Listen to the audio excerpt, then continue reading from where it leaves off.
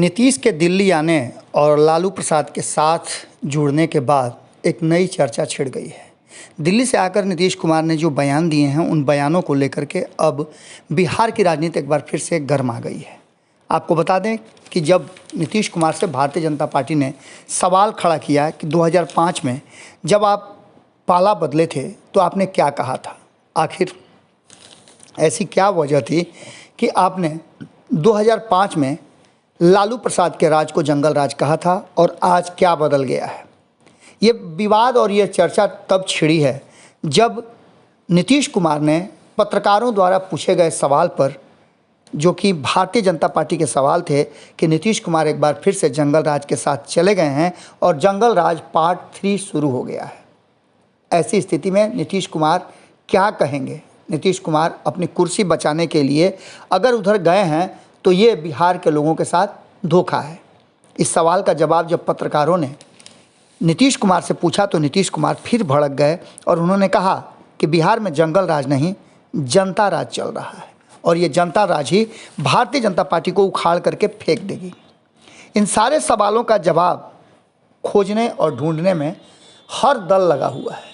जहां एक तरफ महागठबंधन के हर दल नीतीश कुमार के इस बयान को सही बता रहे हैं, वहीं जनता दल यूनाइटेड ये कह रहा है कि जहां नीतीश कुमार हैं वहां जंगल राज हो ही नहीं सकता है, वहां सिर्फ और सिर्फ जनता का ही राज हो सकता है। मुख्यमंत्री ने भाजपा के इस आरोप पर बिहार में जंगल राज आ गया है साफ तरीका से कहा कि जंगल राज नहीं बल्कि यहाँ पर जनता का राज आ गया है। इस दुनिया में कोई देश या राज्य है जहाँ आपस में कोई झंझट नहीं होती हो। बिहार में जंगल राज नहीं, जनता का राज चल रहा है। समाज में हर तबके को एकजुट करना हमारा दायित्व है।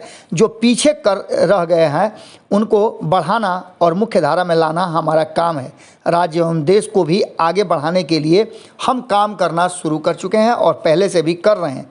जनसंख्या कम करने के लिए भी हर प्रकार से हमने काम किया है और इसके साथ ही जो जातीय जनगणना करेंगे, जातीय जनगणना के आधार पर हम मुख्य धारा से जो दूर रह गए हैं उन्हें मुख्य धारा में लाने का योजनाबद्ध तरीके से प्रयास करेंगे। इतना ही नहीं, नीतीश कुमार ने बहुत सारी बातें कही और कहा कि भारतीय जनता पार्टी आपसी भाईचारा को ख़राब करने, बिगाड़ने का काम करती है और वो इस तरह के कारनामे करने के लिए जानी जाती है। दोनों की बातों को सुनने के बाद अब इस पर चर्चा भी शुरू हो चुकी है।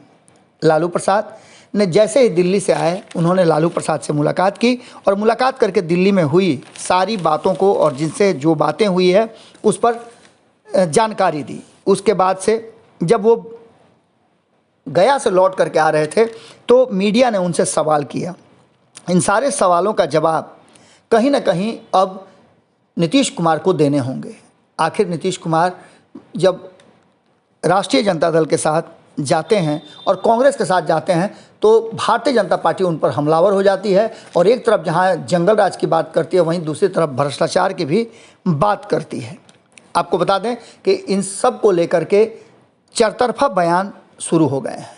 जहां एक तरफ भारतीय जनता पार्टी ने इस बयान को पूरी तरह से सही बताया कि बिहार में जंगल राज लागू हो गया है, कई आंकड़े पेश किए जिसमें बड़े बड़े अपराधों की जानकारी दी गई। वहीं दूसरी तरफ सुशील मोदी तो लगातार एक बार फिर से कागज़ पत्तर लेकर के बैठ गए हैं और उन्होंने साफ तरीके से नीतीश मंत्रिमंडल के मंत्रियों को लेकर के कई सवाल खड़े किए हैं। इससे पहले उनका कार्तिक कुमार पर सवाल था, अब उनके निशाने पर रामानंद यादव के साथ साथ अन्य नेता हैं।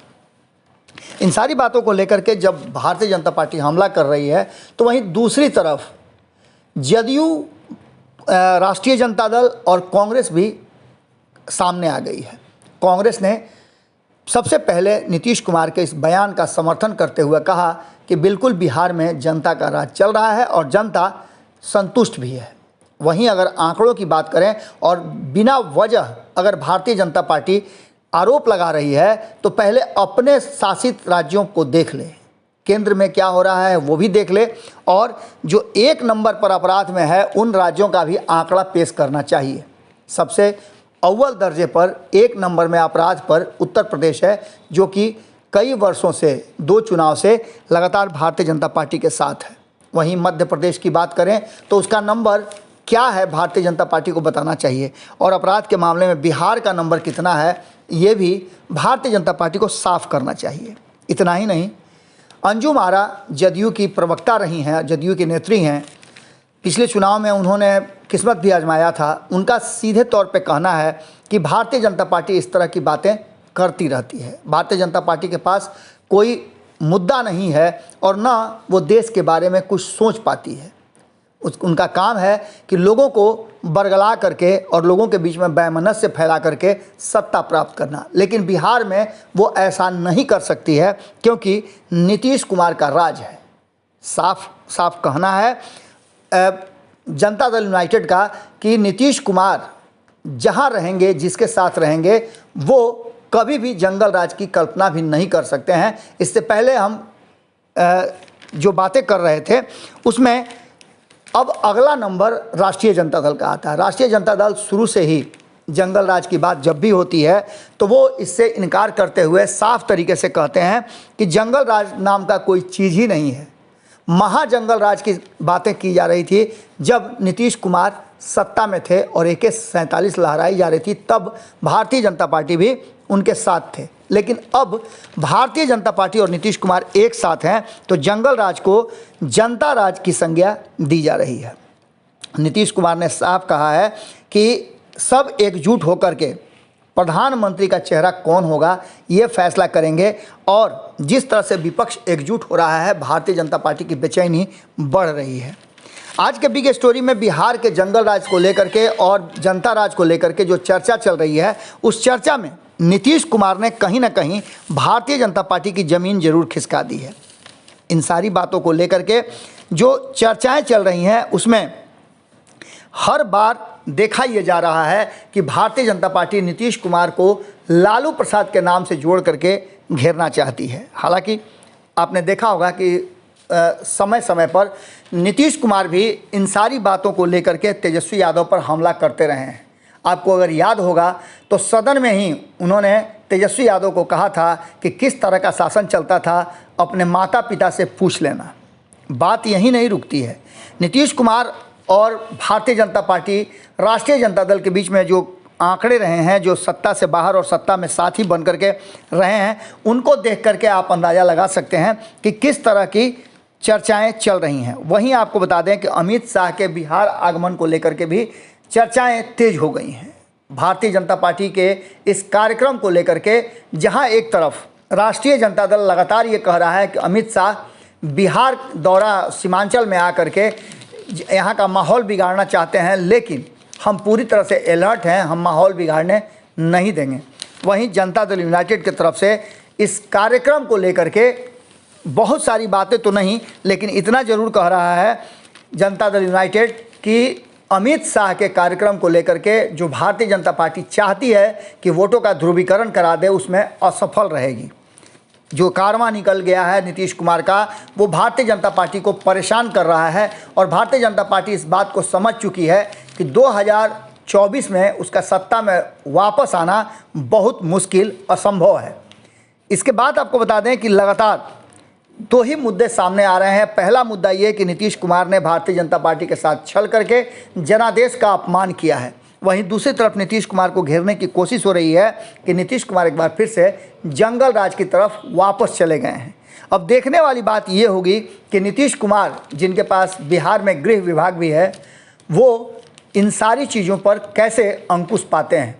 बिहार में अपराध का ग्राफ क्या है इससे कोई इनकार नहीं कर सकता है, लेकिन आंकड़े जो बता रहे हैं उन आंकड़ों को लेकर के कांग्रेस ने भारतीय जनता पार्टी को घेरने का पूरा इंतजाम किया है और लगभग भारतीय जनता पार्टी के सामने सवाल खड़े करके भारतीय जनता पार्टी को मजबूर जरूर किया है। अब देखने वाली बात होगी कि जहां रोजगार की बात है, शिक्षा की बात है, स्वास्थ्य की बात है, उस पर तेजस्वी यादव सहित नीतीश कुमार भी अब फोकस करने लगे हैं।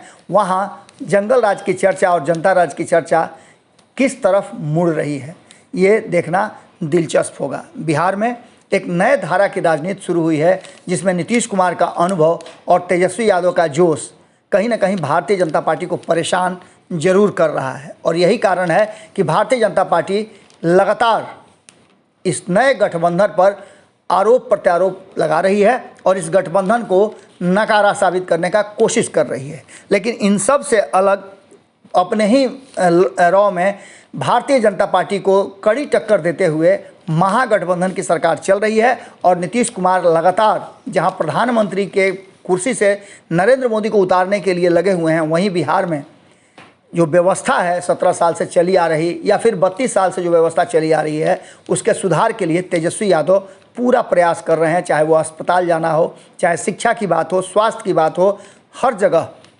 अलर्ट मोड में चल रहे हैं। वहीं रोजगार की भी बात की जा रही है। देखना होगा कि ये जो नूरा कुश्ती है ये किस दिशा में जाती है और इसका अंत कहाँ होता है। जुड़े रहिएगा भारत लाइव के साथ। बिग स्टोरी में हम आपसे यहीं विदा लेते हैं। कल फिर मुलाकात होगी। बहुत बहुत धन्यवाद। अगर ये वीडियो पसंद आई और वह बिहार के राजनीति और बिहारियत से सरोकार रखेनी तो सब्सक्राइब बटन दबा के चैनल के सब्सक्राइब कर ली। ओजे एगो घंटी बा, ओकरा बटन दबा देला से कुल सटीक और मारक खबर रुआ मुफ्त में मिल जाई। अगर रुआ पत्रकारिता के हमनी के नया प्रयोग में सहयोग कर चाहतानी तो ज्वाइन बटन दबा दी। पेटीएम नंबर नोट कर ली 9386816700। धन्यवाद।